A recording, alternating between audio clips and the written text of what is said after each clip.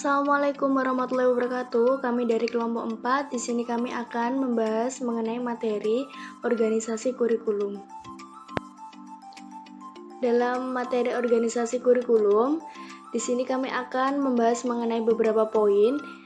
Yang pertama yaitu pengertian organisasi kurikulum, yang kedua ada prosedur pengorganisasian kurikulum, yang ketiga ada jenis-jenis organisasi kurikulum, dan yang keempat ada hubungan antar bentuk kurikulum.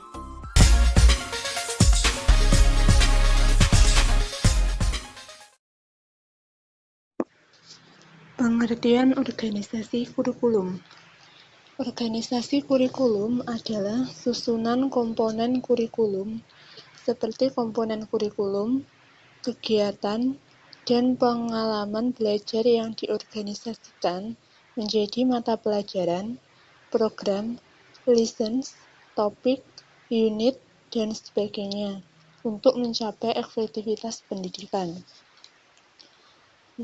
Nah, organisasi kurikulum juga merupakan pola dan susunan komponen-komponen kurikulum yang diorganisasikan menjadi mata pelajaran, program, lesson, topik yang tujuannya untuk mempermudah siswa dalam memahami apa yang diajarkan sehingga menguasai kompetensi yang telah ditetapkan. Selanjutnya adalah mengenai unsur-unsur organisasi kurikulum. Unsur-unsur organisasi kurikulum ini ada 4 macam. Yang pertama adalah konsep. Konsep menentukan adanya hubungan empiris. Hampir setiap bentuk organisasi kurikulum dibangun berdasarkan konsep seperti peserta didik, masyarakat, kebudayaan, kualitas dan kuantitas, ruangan, dan evolusi. Yang kedua adalah generalisasi, yaitu membuat kesimpulan-kesimpulan yang jelas dari suatu fenomena-fenomena di sekitarnya.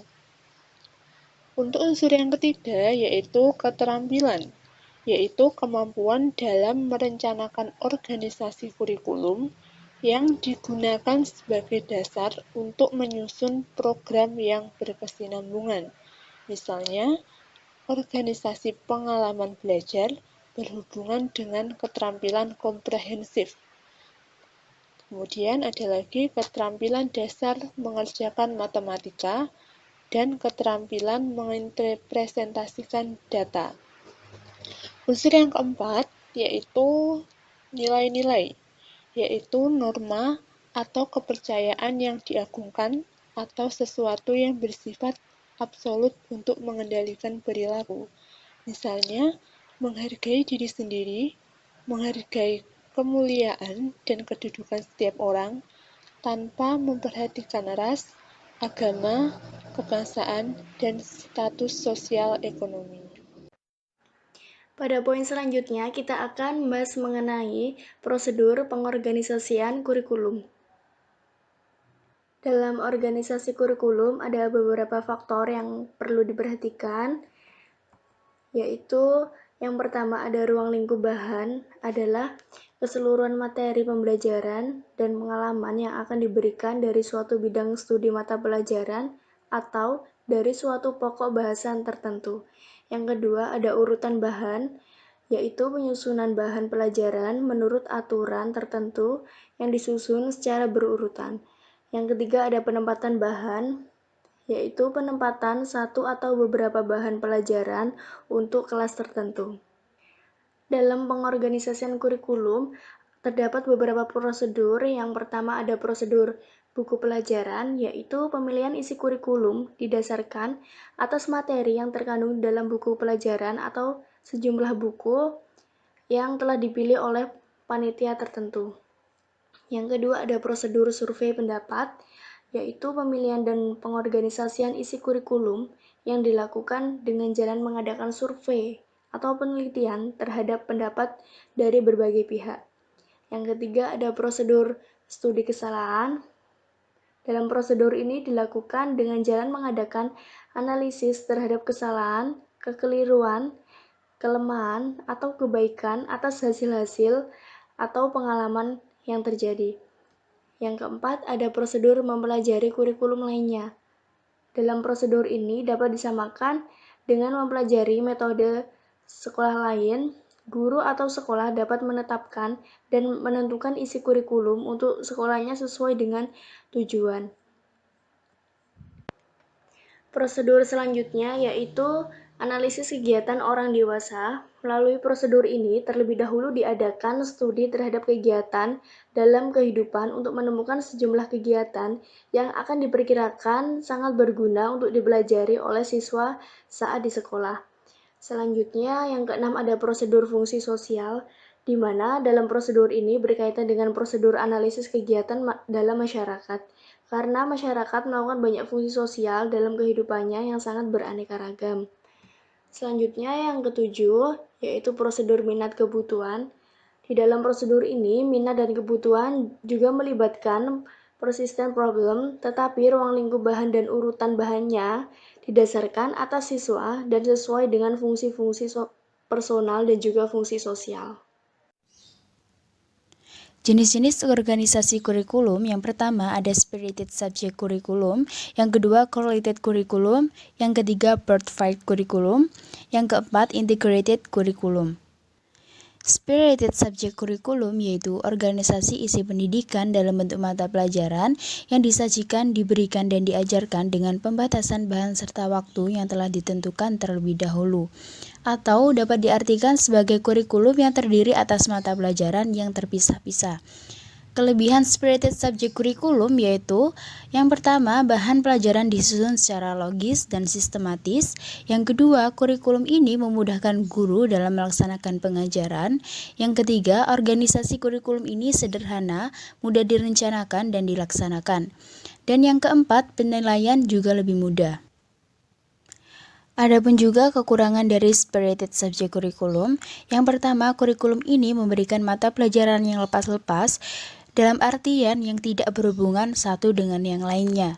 Yang kedua, kurikulum ini cenderung statis dan ketinggalan dari perkembangan zaman.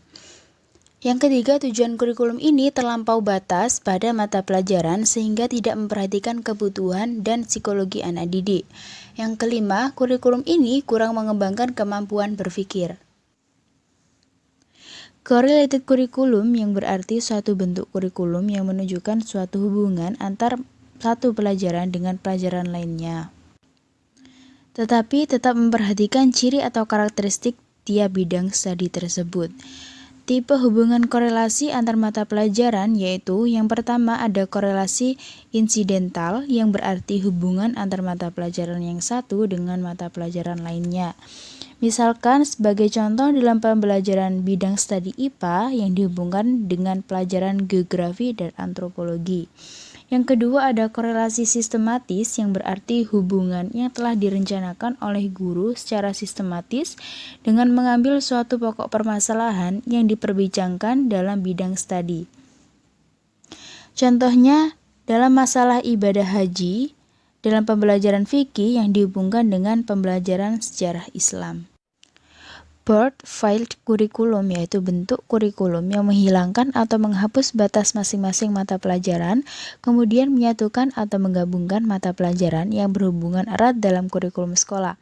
Yang pertama ada ilmu pendidikan agama Islam yang meliputi Al-Quran Hadis, Aqidah Akhlak, Sejarah Kebudayaan Islam, dan Fikih. Yang kedua ada ilmu pengetahuan sosial, ada sejarah, geografi, dan ekonomi. Yang ketiga ada bahasa, yaitu mengarang, menyimak, kesastraan, dan pengetahuan bahasa. Yang keempat, ada ilmu pengetahuan alam yang terdiri dari fisika, biologi, dan kimia. Yang kelima, ada matematika yang terdiri dari berhitung, aljabar, geometri, dan aritmatika. Yang keenam, ada kesenian, yaitu seni tari, seni lukis, seni suara, seni pahat, dan seni drama. Integrated curriculum yaitu kurikulum yang menyajikan bahan pembelajaran secara unit dan keseluruhan tanpa mengadakan batas-batas antar satu mata pelajaran dengan yang lainnya, di mana suatu unit mempunyai tujuan yang mengandung makna bagi siswa yang dituangkan dalam bentuk masalah. Kelebihan dari kurikulum ini yaitu sangat sesuai dengan perkembangan modern tentang teori dan proses belajar mengajar. Kemudian memungkinkan adanya hubungan antar sekolah dan masyarakat. Kekurangannya yaitu organisasinya tidak logis dan kurang sistematis, sehingga siswa dianggap tidak mampu ikut serta dalam menentukan kurikulum tersebut. Melanjutkan dari materi sebelumnya, yakni untuk materi yang sekarang adalah hubungan antar bentuk kurikulum. Di sini ada pendapat dari Nasution yang mempunyai opini bahwa kurikulum, macam-macam kurikulum itu tidak bertentang satu sama lainnya. Dan ketiga macam ini bisa berjalan berdampingan serta saling melengkapi. Misalnya separat subjek juga berlaku bagi Bergefell, yakni panduan antara beberapa mata pelajaran seperti IPS, IPA, bahasa, matematika, dan kesenian. Jadi separat subjek itu kan pelajaran terpisah-pisah seperti Al-Quran, hadis, sejarah, tata bahasa, menyimak, aljabar, dan lain-lain. Nah di sini itu juga berlaku pada Bergefell. Bergefell itu lebih dalam bentuk kurikulum yang menghilangkan atau menghapus batas-batas masing mata pelajaran. Jadi misalnya Al-Quran, hadis, akidah, akhlak, sejarah, kebudayaan Islam, dan fikih itu dirangkum menjadi satu, dinamakan pendidikan agama Islam. Terus dalam IPS itu kan mencakup sejarah, geografi, dan ekonomi. Terus untuk bahasa mencakup mengarang, menyimak, kesusastraan, dan pengetahuan bahasa, dan itu sebagai contohnya. Untuk yang kedua adalah dari Muhammad Zaini. Dia mempunyai opini kurikulum itu tidak perlu dipertentangkan karena masing-masing jenis kurikulum itu ada kelebihan dan kekurangannya. Jika satu kurikulum saja yang dipakai, maka bisa saja menimbulkan masalah karena kompetisi yang harus dikuasai seorang murid, seorang peserta didik itu harus ada 3, yakni aspek kognitif, aspek afektif, dan psikomotorik. Bisa kita ambil contoh pada jenis kurikulum korelat kurikulum. Nah, di sini kan semua pelajaran itu dijadikan unit, yakni dijadikan satu. Nah, maka di sini nanti akan menimbulkan masalah karena semua dijadikan satu dan diberi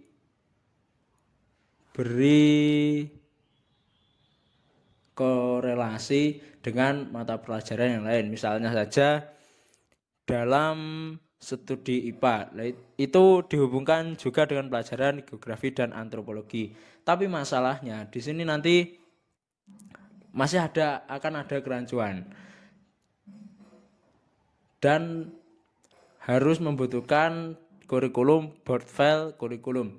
Nah, di sini nanti seperti tadi, jadi seperti antropologi, geografi itu kan masih bisa juga dikatakan dalam IPS. Jadi nanti dijadikan satu, misalnya dalam IPA ada fisika, biologi, dan kimia, sedikit geografi, tapi geografi lebih dimaksimalkan dalam pelajaran IPS seperti itu. Di sini disampaikan sebuah gambar yang untuk mempermudah bagaimana memahami hubungan antar kurikulum. Jadi bisa dilihat dalam gambar ini, yang tengah itu bentuk unit dan itu ada panah-panahnya. Ada beberapa mata pelajaran dan yang paling pinggir itu adalah kumpulan dari beberapa mata pelajaran tersebut. Kurikulum berbentuk unit berupa kebulatan tanpa batas. Jadi unit itu mencakup semua. Jadi semua itu dipelajari. Tapi bisa saja nanti dalam bentuk unit itu akan tidak ada sebuah keserasian. Misalnya kita belajar fikih, tapi setelah fikih itu tidak dilanjutkan dengan bahasa Arab, tapi malah dilanjutkan ke biologi, dan habis itu kita belajar ekonomi. Jadi di situ tidak ada hubungannya sulit untuk ditemukan. Jadi untuk sekolah dasar ini mungkin menyulitkan. Terus kurikulum bentuk board file kurikulum merupakan panduan antar beberapa mata pelajaran.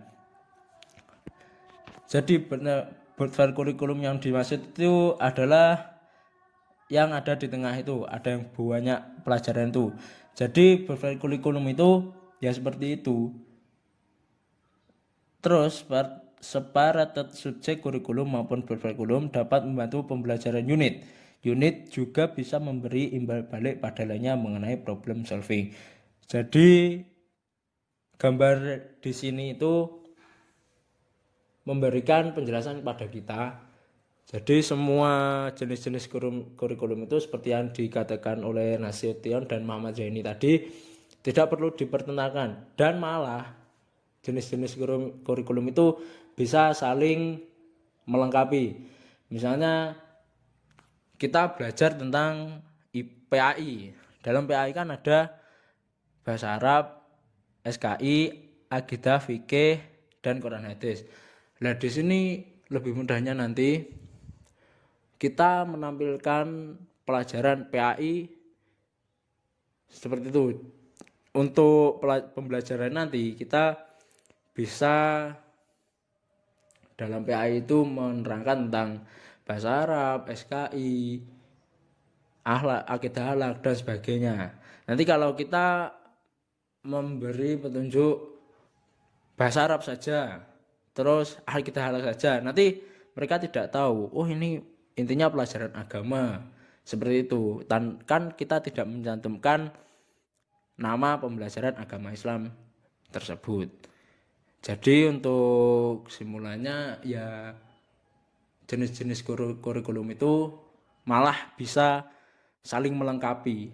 Jadi satu dengan yang lain itu saling melengkapi karena semua ada kelebihan dan Demikian adalah presentasi dari kelompok 4 mengenai materi organisasi kurikulum.